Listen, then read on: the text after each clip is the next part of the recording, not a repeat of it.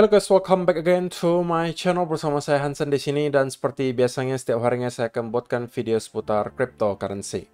Apa kabar kalian hari ini semuanya? Semoga dalam keadaan yang baik-baik saja. Teman-teman, bersiaplah untuk volatilitas.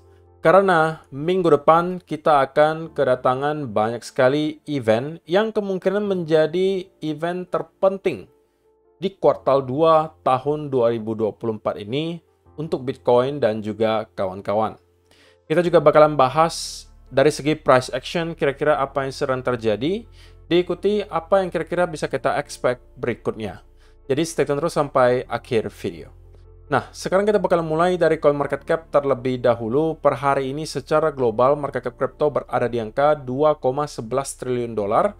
Dan kalau misalnya kalian melihat top 10 coin sendiri, itu dominan berwarna merah ya teman-teman. Penurunannya ranging antara 0, sekian persen hingga kurang lebih 1%. Yang menjadi top performer hari ini adalah XRP dengan kenaikan 1,56% ke 0,5884 dolar. So, itu adalah outlook sementara dari beberapa top coin yang ada. Sekarang kita langsung aja masuk ke beberapa data dan berita terbaru hari ini. Yang pertama teman-teman, langsung aja kita bahas kenapa volatilitas kemungkinan akan hadir minggu depan. Karena kalau misalnya teman-teman melihat economic calendar, maka kalian akan tahu bahwa minggu depan, spesifiknya di tanggal 19 September, hari Kamis nanti, kita akan mendapatkan Fed Interest Rate Decision, FOMC Economic Projections, FOMC Statement, dan juga FOMC Press Conference yang akan dirilis di pukul 1 dini hari tanggal 19 September. Catat tanggalnya teman-teman, karena kalau misalnya kalian merupakan traders, harusnya hal ini akan mendatangkan banyak sekali volatility yang berarti kalian juga kemungkinan bisa mendapatkan setup. Dan di sini teman-teman, yang penting itu bukan hanya soal berapa pemotongan suku bunga yang bakalan dilakukan. Kita tahu kemungkinan besar The Fed bakalan melakukan pemotongan suku bunga antara 25 basis point atau bisa jadi 50 basis point. Nah, untuk sementara market merasa kemungkinan besarnya adalah di angka 25. Tapi tidak jarang ya teman-teman yang beranggapan 50 basis point juga cukup make sense. Kalau dilihat sekarang mungkin antara 65 dan 35 gitu ya. 65 merasa 25 basis point, 35-nya merasa 50 basis point. I guess kita bakalan tahu jawabannya nanti di hari Kamis dini hari. Tapi yang lebih penting daripada itu, teman-teman, adalah nanti akan ada FOMC Economic Projections juga. Jadi, nanti The Fed bakalan memberikan proyeksi untuk kebijakan mereka berikutnya dan juga prediksi mereka terhadap keadaan ekonomi Amerika untuk beberapa waktu ke depan. Itu akan sangat dipantau, teman-teman. Karena dari situlah akan datang clue tentang kira-kira apa nih yang bakalan dilakukan oleh The Fed berikutnya. Tentunya juga ada FOMC Press Conference, di mana pada saat itu kakek Powell akan kembali berbicara dan menjawab pertanyaan dari para wartawan gitu ya. Di sana juga tentunya akan sangat dipantau karena setiap statement dari kakek Powell bisa mendatangkan clue yang baru. Jadi itu adalah highlight utama untuk minggu depan teman-teman, dan ini bisa menjadi salah satu event terpenting di kuartal 2 tahun 2024. Kenapa? Karena untuk pertama kalinya di tahun 2024 ini tentunya kita melihat The Fed kemungkinan besar akan melakukan pemotongan suku bunga. Diikuti malam harinya teman-teman akan ada data continuing jobless claim, initial jobless claim, ada juga existing home sales yang rata-rata juga impact-nya medium. Dan kalau misalnya kita melihat beberapa event lainnya sebenarnya tidak terlalu banyak lagi, selain mungkin ada speak dari beberapa anggota The Fed. Diikuti juga ada crude oil inventories, ada building permits itu di hari Rabu.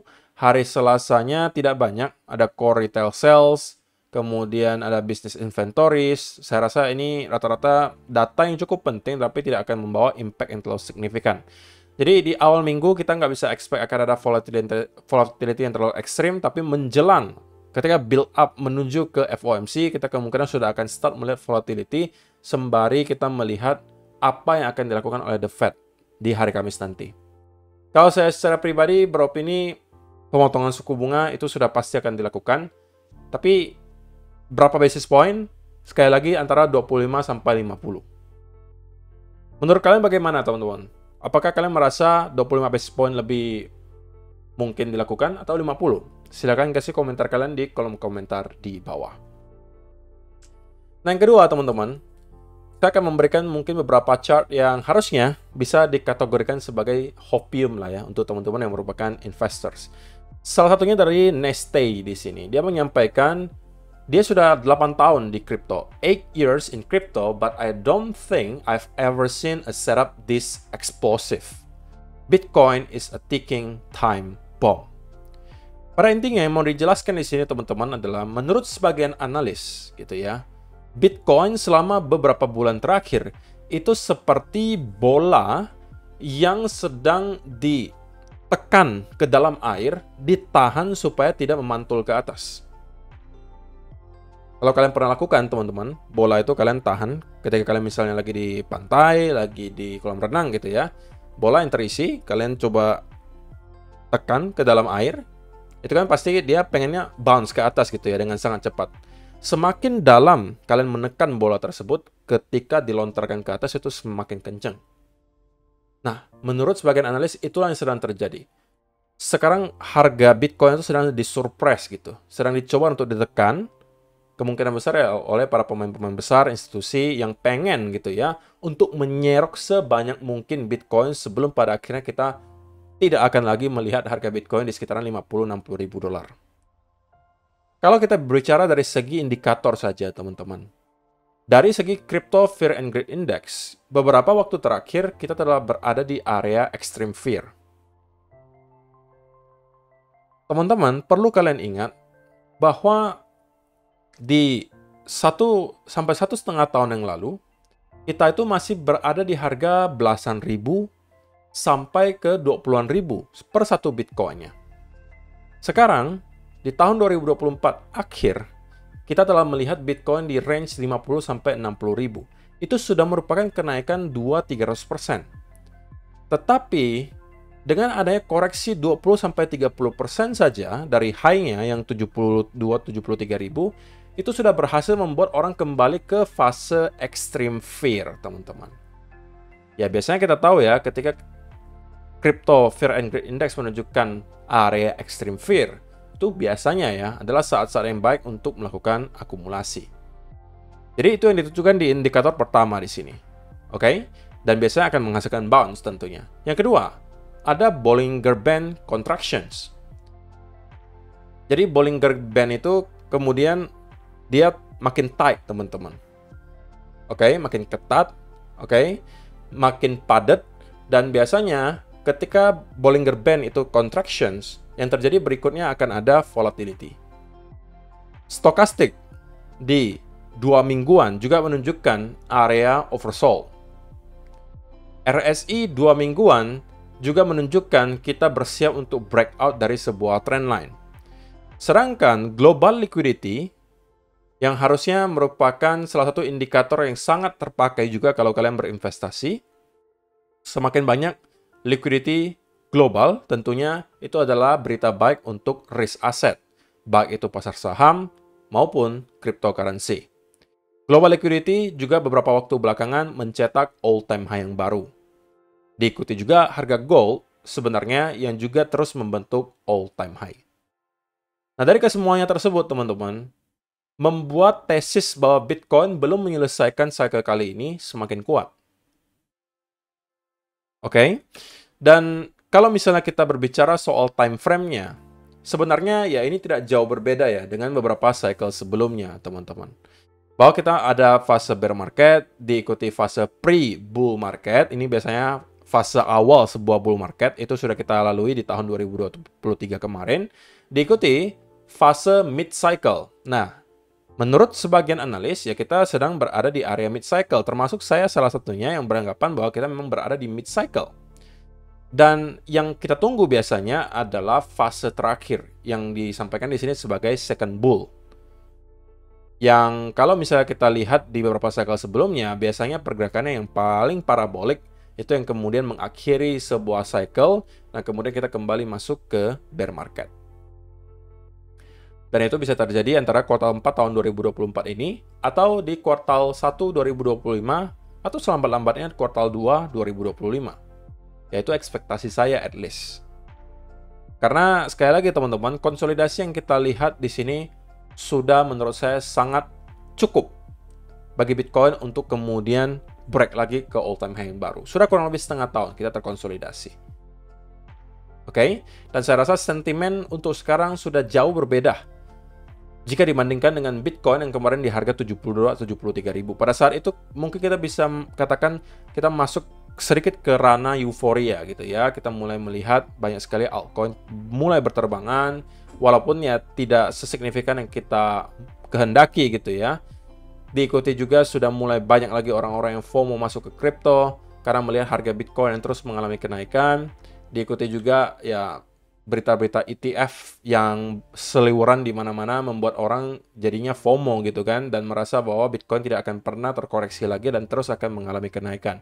Itu yang menjadi narasi ketika Bitcoin di harga 73-an ribu kemarin, yang membuat banyak orang kemudian terjebak dan membeli di pucuk. Ujung-ujungnya ya kembali terkoreksi, kita sempat nyentuh ke area 50 ribu, dan itu sudah cukup sepertinya untuk mencuci lagi orang-orang yang kemarin masuk hanya atas dasar FOMO.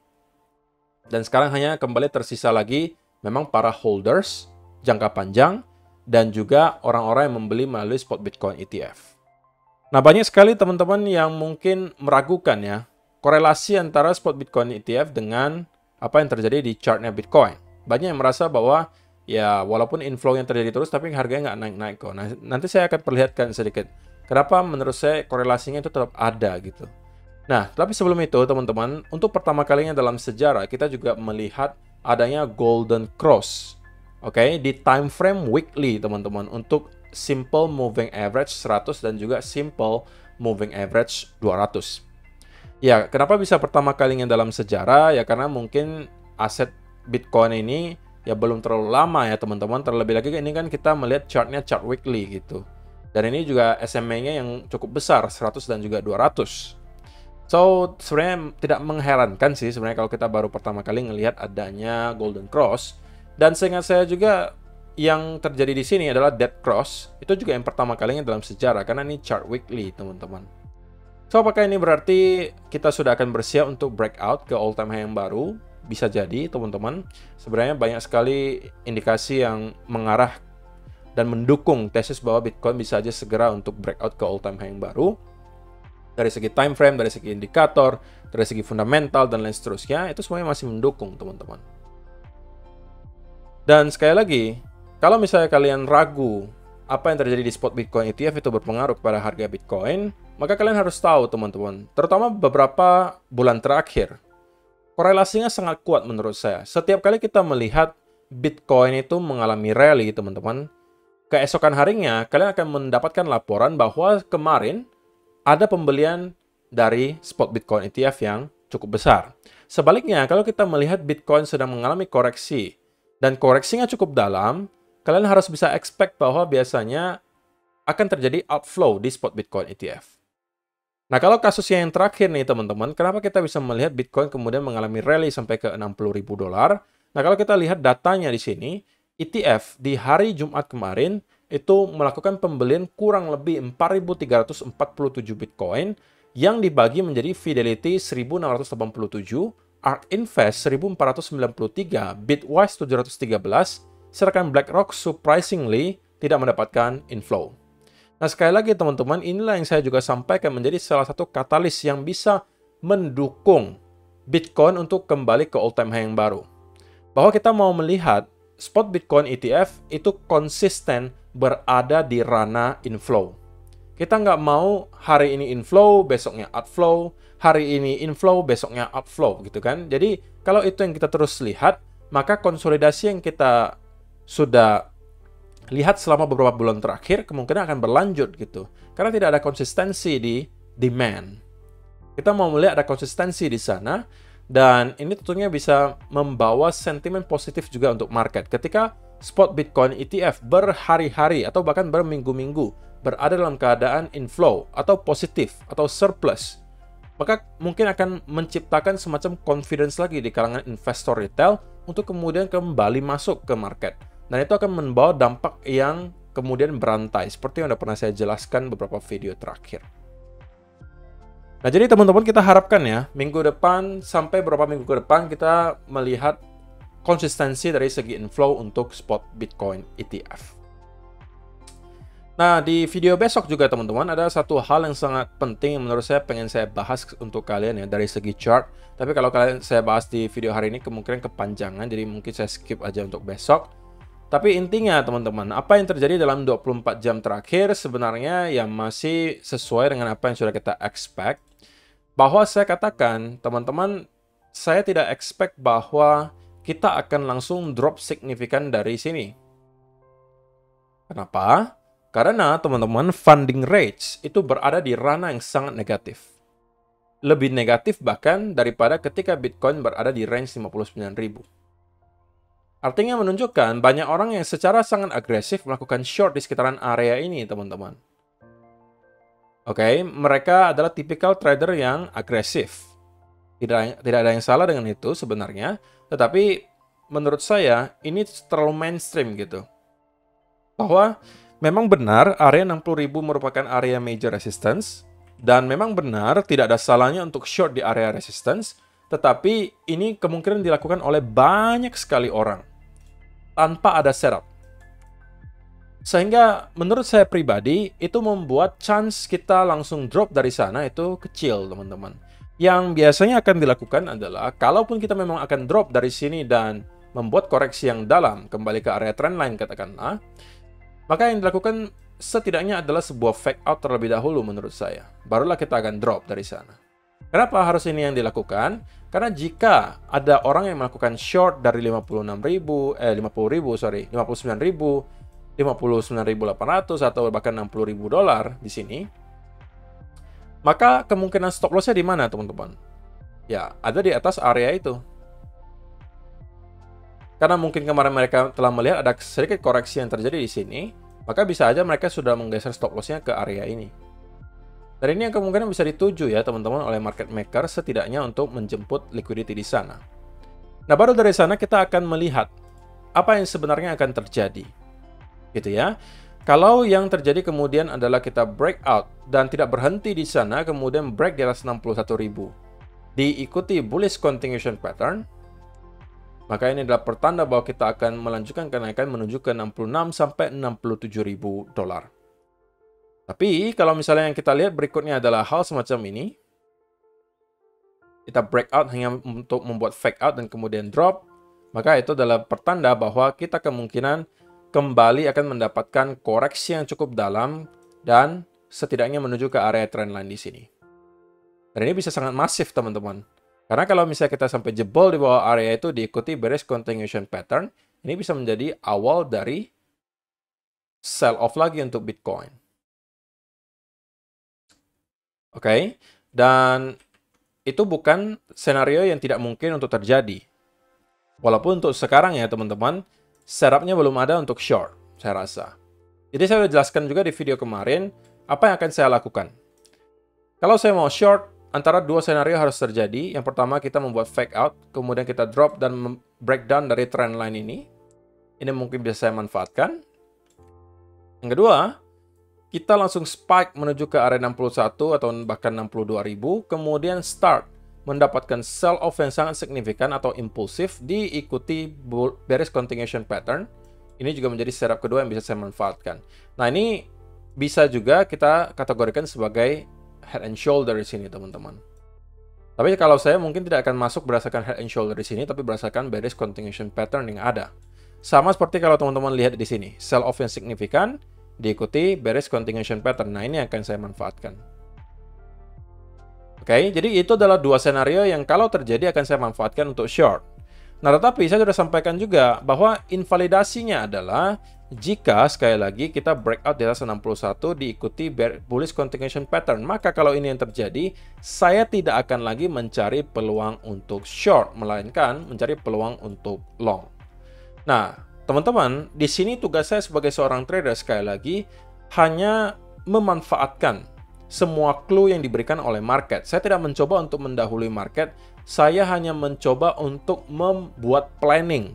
Jika market nanti melakukan ini, maka saya akan memanfaatkan keadaan tersebut dengan melakukan hal ini. Nah, itu yang dimaksud dengan beradaptasi, teman-teman. Jadi market kasihnya yang mana, saya ambilnya yang mana. Beda cerita kalau misalnya teman-teman katakan habis ini pasti drop kok. Jadi kalian mencoba mendahului market. Kalian katakan pasti habis ini drop. Jadi saya langsung short aja kok. Tanpa ada setup. Bodoh amat. Ya sekali kalian pasti bisa benar, teman-teman.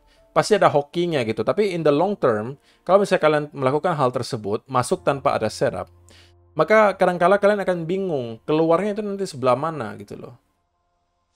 Dan kalau kalian sudah menyalahi satu aturan kalian sudah mulai tidak disiplin, biasanya efeknya kembali akan berantai, teman-teman. Awalnya mungkin kalian cuma iseng-iseng, menaikkan leverage misalnya, mulai nakal gitu kan, mulai bandel.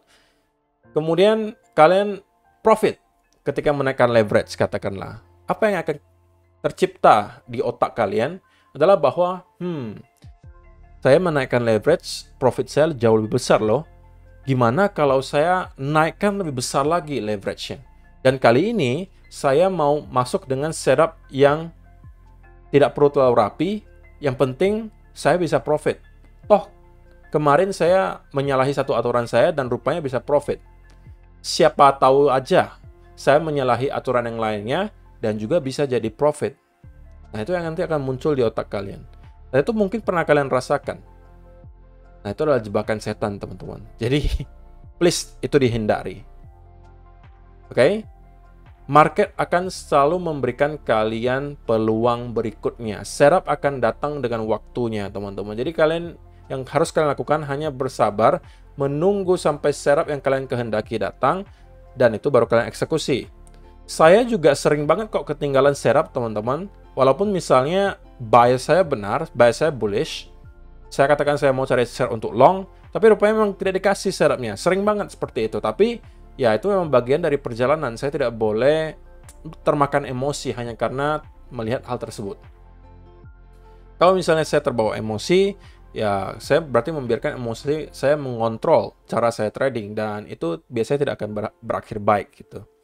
Jadi intinya apa, teman-teman? Bahwa in the short term, bias saya masih tetap sama dengan apa yang saya sampaikan di video kemarin, bahwa saya tidak expect kita akan langsung drop signifikan dari sana, melainkan kita setidaknya masih akan merangkak naik ke atas dan break dari area high ini.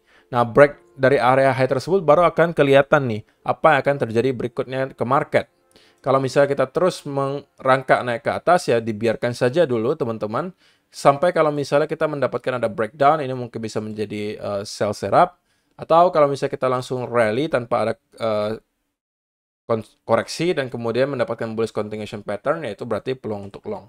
Itu aja, teman-teman, tidak perlu terlalu pusing gitu ya. Jadi saya rasa itu aja sih yang mau saya sampaikan di video hari ini, teman-teman. Semoga bisa bermanfaat untuk kalian semua. See you in the next video, guys. Bye-bye.